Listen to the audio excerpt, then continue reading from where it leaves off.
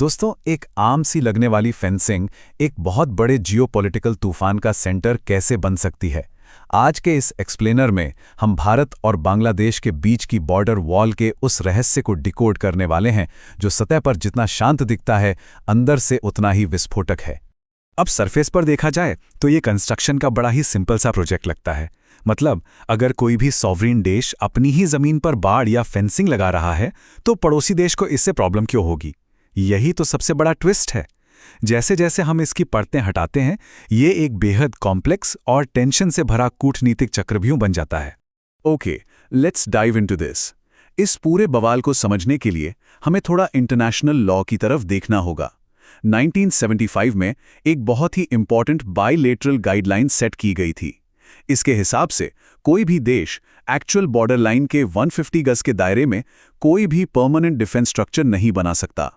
Mathematically देखा जाए तो ये रूल एक बफर जोन क्रिएट करता है जो दोनों देशों के बीच शांति बनाए रखने के लिए एकदम क्रूशल है।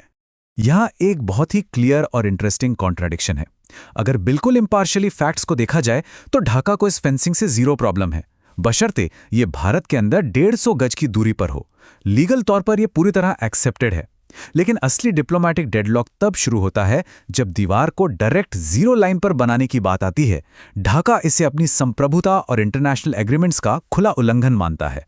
चलिए अब इन इंपॉर्टेंट नंबर्स को फटाफट डिकोड करते हैं। नंबर 1, 150। ये ठीक उन गज की संख्या है जो इस नो मैन्स लैंड को बनाते हैं, एक ऐसा बफर जोन जो इस वॉलेटाइल बॉर्डर पर शांति की गारंटी देता है। नंबर 2, 45।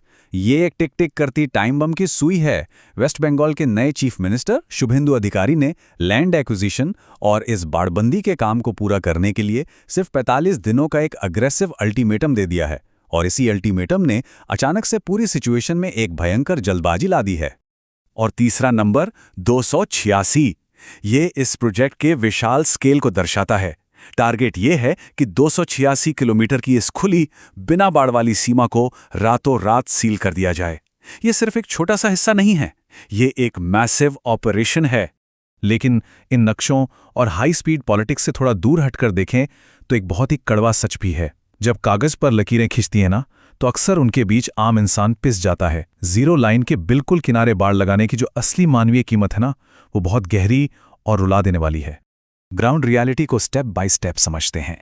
जीरो पॉइंट तक बने हुए घर और खेत अचानक से एक्सट्रीम डेंजर में हैं। अगर 150 गज वाले रूल को इग्नोर करके बिल्कुल जीरो लाइन पर दीवार खड़ी कर दी गई तो सोचिए, अनगिनत किसान अपनी ही पुश्तैनी जमीन से हमेशा के लिए कट ऑफ हो जाएंगे। ये सिर्फ एक दीवार नहीं है, ये सीधे तौर पर उनकी आजीविका पर एक प्रहार है।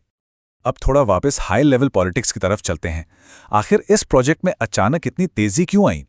एक्सपर्ट्स के अनुसार रीसेंट इलेक्शन कैंपेन्स के दौरान घुसपैठ या इन्फिल्ट्रेशन के मुद्दे को एक प्राइमरी वेपन की तरह यूज किया गया था। न्यूट्रल होकर देखा जाए तो यही पॉलिटिकल नैरेटिव इस बॉर्डर वॉल प्रोजेक्ट में अचानक आई स्पीड के लिए फ्यूल का काम कर रहा है।